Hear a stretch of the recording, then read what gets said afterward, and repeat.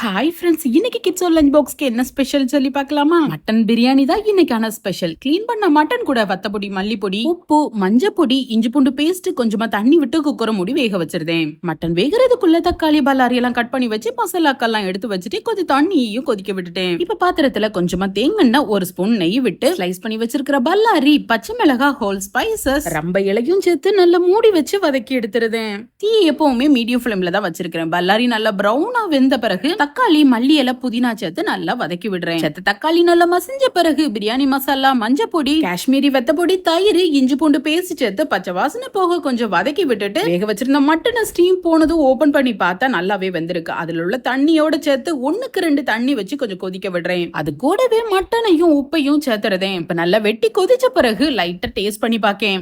இப்ப பெர்ஃபெக்ட்டா இருக்குது. அப்ப இனிமே அரிசியை சேர்த்தோம்னா கரெக்டா குக் ஆகவும் செய்யும், டேஸ்டும் சூப்பரா இருக்கும். கழுகி ஒரு 5 நிமிஷம் ஊற வச்சிருக்கிற பாஸ்மதி அரிசியையும் உள்ள சேர்த்து நல்லா மூடி வச்சு வேக விடுறேன். 3/4 பாகம் வெந்த பிறகு தம்லையும் எடுத்து வச்சிருந்தேன். ஃபைனலா மேல கொஞ்சம் மல்லி இலையும் புதினாவையும் ஒரு ஸ்பூன் நெய்யும் விட்டு மூடி 5 நிமிஷம் மீடியம் ஃபிளேம்லயும் 5 நிமிஷம் ஸ்லோ ஃபிளேம்லயுமா தம்ல வைக்கேன். பிரியாணி கூட தொட்டுக்கிறதுக்கு தயிர் சம்பல், பொடிசா வெட்டின வெங்காயத்து கூட தயிர் சேர்த்து மிக்ஸ் பண்ணி தயிர் சம்பலா எடுத்து வைக்கேன். பிரியாணி கூட முட்டை வச்சு சாப்பிட்டது பிள்ளைங்க 2 பேருக்குமே பிடிக்கும். அவிக்கிறத விட இதே மாதிரி உப்பு போட்டு பொரிச்சு கொடுத்தா திருப்தியா சாப்பிடுவாங்க. 2 முட்டையும் ரெடி. தம்ல இருந்து பிரியாணியை ஆஃப் பண்ணிட்டு 10 நிமிஷத்துக்கு அப்புறம் ஓபன் பண்ணேன்னா சும்மா உதிரியா நல்ல ஃபிளேவர்ஃபுல்லா பிரியாணியும் ரெடி. குட்ஸோட லஞ்ச் பாக்ஸ்லயும் பேக் பண்றேன். மட்டன் பிரியாணி, தயிர் சம்பல், முட்டை, நல்ல ஒரு பெஸ்ட் காம்பினேஷன். 10 மணி ஸ்நாக்ஸுக்கு செட்டிநாடு ஸ்டைல்ல அம்மினி கொழுக்கட்டை. பச்சரிசி மாவு கூட கொஞ்சமா உப்பு சேர்த்து கொதிக்கிற தண்ணியும் விட்டு லைட்டா மிக்ஸ் பண்ணி விடுறேன். மாவு இல்லாம எல்லாம் ஒண்ணு சேர்ந்த பிறகு மூடி ஒரு 5 நிமிஷம் வச்சுட்டு மறுபடியும் அதை எடுத்து நல்லா சாஃப்டா ஒரு டோ மாதிரி மிக்ஸ் பண்ணி எடுத்து வச்சுட்டு குட்டி குட்டி பாலா உருட்டிடுதேன். இந்த மாவு மிக்ஸ் பண்ணும் போது உப்பு சேர்க்கும் போது